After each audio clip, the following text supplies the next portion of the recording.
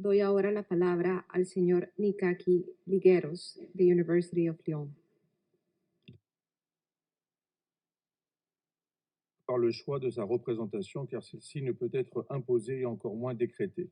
Il me semble primordial de souligner que la revendication par le Maroc de son Sahara est ancienne et constante. Elle s'est faite à deux niveaux, sur le plan international et national.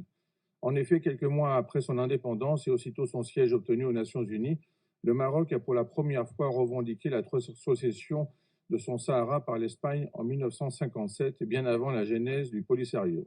Cet événement historique démontre que le Polisario ne dispose d'aucune représentativité. Il n'a ni la qualité ni la capacité pour représenter les Marocains sahraouis des provinces du Sud, puisque ces derniers participent librement aux élections locales, législatives et élisent démocratiquement leurs représentants aux collectivités territoriales et au Parlement. Les Sahraouis marocains prennent part de manière active et avec une participation politique élevée aux élections nationales. Par leur voix, ils portent des élus qui les représentent dans les conseils communaux, régionaux et au Parlement.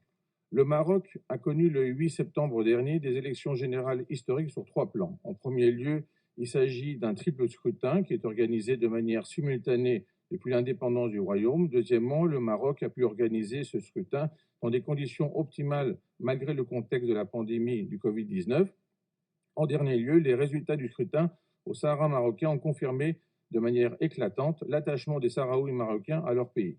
Les habitants des deux régions du Sahara marocain ont déjà prouvé par le passé leur degré élevé de civisme et ils viennent de le confirmer à l'occasion des élections communales, régionales et législatives du 8 septembre 2021. Avec un taux de participation de 66% à Laïaoun et 58% à Dakhla, ces deux régions du Sahara marocain dépassent largement la moyenne nationale de 50%. Cette participation massive constitue un signal fort de l'attachement indéfectible des populations du Sahara à leur marocanité et de leur implication active et effective dans l'œuvre d'édification de ces institutions dans le cadre d'un ambitieux processus de régionalisation avancé.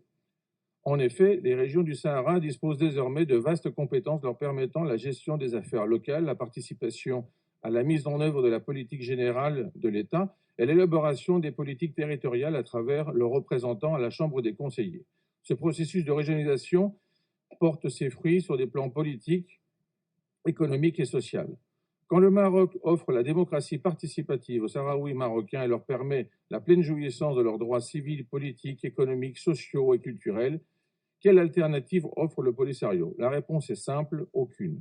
Ces dirigeants se maintiennent par un jeu de chaises musicales, éliminent les niveaux potentiels et déclarés, méprisent les règles élémentaires de leur démocratie et de la participation politique. Comme mentionné dans le dernier rapport du secrétaire général de l'ONU, le Polisario organise le détournement à large échelle des aides humanitaires destinées aux habitants des camps de Tindouf, en l'absence d'un recensement des populations des camps. Depuis sa genèse, le Polisario n'est qu'un outil au service d'une politique fallacieuse et d'un agenda externe visant la déstabilisation de la région. Il s'agit d'une structure du passé qui n'a pas d'avenir. Les véritables représentants légitimes du Sahara sont les élus locaux de la région que l'ONU invite à participer aux travaux du Comité des 24 depuis 2018. Je vous remercie, Madame la Présidente.